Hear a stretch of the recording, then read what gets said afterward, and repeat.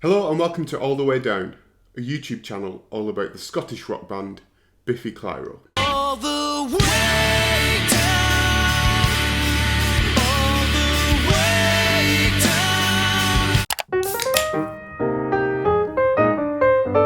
down. So in the summer of 2003, I was in between high school and college, and in the 6-week holidays, I was listening to a lot of rock music, particularly American pop punk rock, that kind of stuff, and flipping between two channels, Kerrang and MTV2.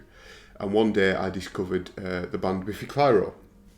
The music video was 57, and that kind of changed everything for me in terms of what I listened to. A couple of days later, I went out to buy the album Black and Sky. Now, HMV wasn't around at this point. It was a shop called MVC. I think they went out of business quite a few years ago, and that's when HMV took over. But I bought Black and Sky, and I think it was something like $3.99, and my hopes were a little bit dashed considering how cheap it was. But I think that was only because the new album, The Vertigo of Bliss, had just been released as well, which I wasn't aware of. So I bought Black and Sky because I knew it was the debut and it had 57 on it. And I was fascinated with that song because, and I mentioned it in the music videos part 1 video that I did, 57 became my favourite song because it was a song that I'd never really heard anything like that before. Just thinking about the chorus and how the guitar and the kind of melody of the song goes, I was really fascinated by it. So in getting the album, I kind of spent the next few months just listening to that song 57, and I wasn't really an albums kind of person at that point. But one day when I started college in September, and one day I decided to listen to the album, track 1, all the way down to Scary Mary, and I fell in love with the album. I bought the second one, The Vertigo of Bliss, and those two albums became the soundtrack to my life, to getting on the bus, go to college, listening to it in the common room, getting the bus back, which was an hour there and back, and then discovering that none of my friends, no one at college knew who they were. They'd released 2 albums, but were still pretty much underground at this point. So they became kind of a little bit of a secret and a little bit of a band that no one knew about, so they became my band, essentially. This was before Facebook, of course. I think Facebook was around this time, 2004, 2005, but wasn't really a big thing in the UK at this point. So it wasn't like I could go online and try and find this, so I thought. In March of 2004, so a couple of months later, I saw the band for the first time at Manchester Academy, and they were supporting 100 Reasons, a band that I really love, still love to this day. They were on tour with their second album, Shatterproof Is Not a Challenge, and Biffy supported. They were on Academy 1, and I got right to the front. I took a high school friend called Adam with me. We got the train into Manchester and watched the support act, which were Biffy Clyro. Very different from what the band are now. The biggest one being Si wore a t-shirt. And I really loved the kind of stage presence that they had at this point. Because Simon wasn't really talking in between the songs, and he had a really sort of defensive, I don't know whether it was nerves, but he had a really defensive sort of stage presence, as if it was him and the band against everyone in the room, and that really sort of captivated me. And in having the first 2 albums and seeing them live, that really started to kick off my real love for the band. A couple of days after seeing them live, I found out there was a Biffy website, a forum that you could go on and share information and read and make friends that way. And for the next few years, that was kind of all I went online for. Facebook just got going a year later maybe, But the fan forum, which I don't think is going anymore, I tried to look for it the other day, and it wasn't there. I don't know whether I was looking in the wrong place. But it had a couple of different sections to it. There was a kind of, talk about the albums and the singles and everything around it, everything around the band to do with that kind of stuff. But then there was a live section where you could, arrange meetups before the gigs, and there was like flyering teams that you could volunteer for to send out flyers for people queuing up at the venues. And then there was an everything else side of it where you could just talk about anything. And I do remember starting a thread called "What Grinds Your Gears," which was about what annoys you. And after a few years, that was still going. It had about 170 pages to it, which I was quite proud of. Moving into the summer of 2004, I was on this forum quite a lot. And one day, someone called Neil posted something on there. This turns out to be Neil Anderson, who was and still is the tour manager for the band. And he posted a message and he said, the band are currently in Wales recording their third album, Infinity Land, at Mono Valley Studios in Monmouth. And if you would like to send anything to them, please feel free to do so, and send an address.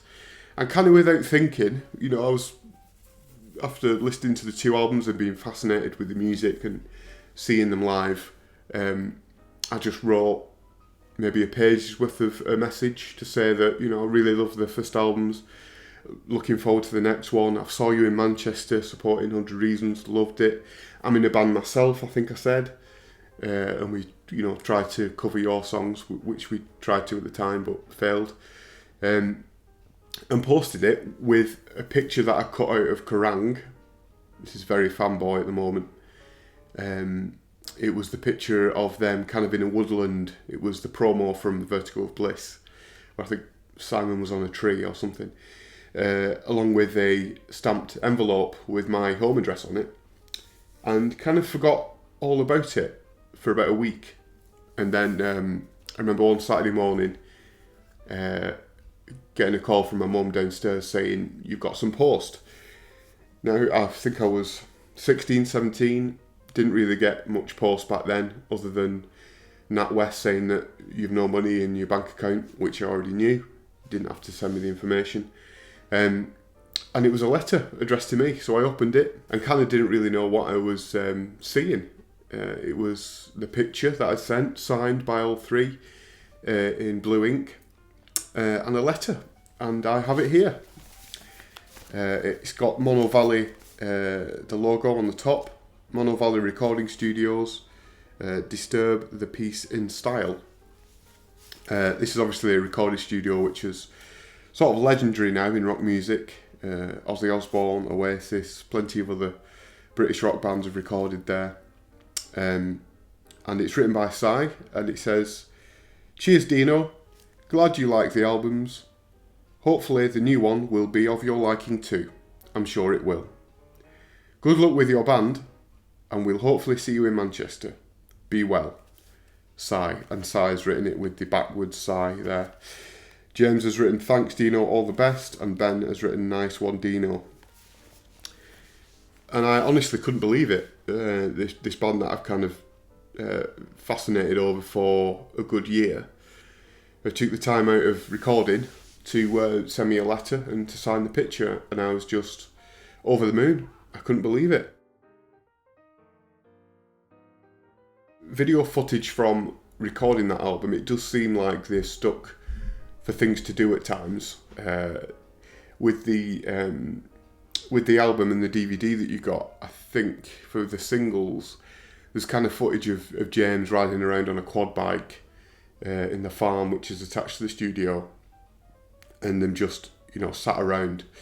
And I've been in recording studios and I've been in bands, and there is a lot of downtime, so it's great that they did this, because it really got a chance to, because obviously before Facebook, Twitter, that is kind of the new way of getting in touch with fans. And this was kind of an old school style of doing it, in saying, you know, this is where we are. If you want to send us anything, I'm sure they got quite a few things, letters and you know, bits of treats and stuff. And I sent it, not really thinking of whether I would get a reply. And I remember going into the town centre that afternoon and getting a frame from the pawn shop, because I was loaded, and framing the picture that they'd sent and just cherishing this letter. And it was special for a few reasons, thinking about it. You know, it's over, well, it's not over, it's close to 20 years that, you know, it's been sent. But the fact that they sent it, music, I think, is about being personally addressed when it becomes special. You know, you listen to music, you connect with the lyrics, and you feel like the singer, the band are speaking to you. And in Biffy's first couple of albums, lyrics that you can relate to are few and far between, because of, you know, how kind of cryptic Si's singing was and Si's lyrics was in the first couple of albums. But this is kind of a direct message to me, which I found very, very moving, and will cherish the letter forever, I think. So the fact that I was personally addressed by my new favourite band was really special to me. And secondly, it was from a band that in daily life, going to college, going out with my friends, no one really knew who they were. And I went on this forum and found a group of people who did, and it became like a secret band that only the few people online knew about, and the few people who get to go to gigs and see them, support other bands, found out about. So this letter is very, very special to me, and I still can't believe that they took the time to do it. I don't know how many they sent back. Maybe a few of them didn't, you know, ask for anything else in return, but I was cheeky enough to ask for a signed picture, and I got a letter as well. So this is the time that Biffy Clyro wrote to me, and is a sort of a very, it started a kind of a new chapter of sort of love for the band, because I wasn't just a passive fan. I was now invested, because I've been personally addressed, both now in the music and on paper.